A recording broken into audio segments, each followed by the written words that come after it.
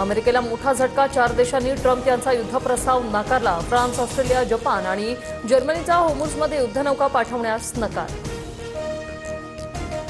मदत करा नाहीतर परिणाम भोगा, होर्मुझ सामुद्रधुनीत लष्करी मदत नाकारणाऱ्या मित्र राष्ट्रांना डोनाल्ड ट्रम्प यांचा इशारा।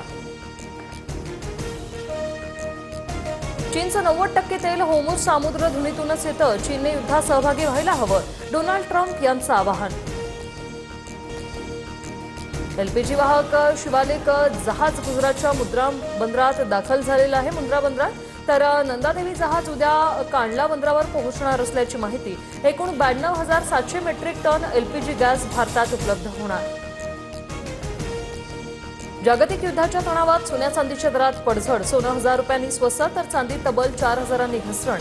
जीएसटीसह सोनं 1,61,000 तर चांदी 2,63,000 स्थिर। उन्हाच्या चटक्यानंतर आता अवकाळी पावसाचं सावट, राज्यात 7 जिल्ह्यांना येलो अलर्ट, पश्चिम महाराष्ट्र, मराठवाडा आणि विदर्भात वादळी पावसाचा इशारा।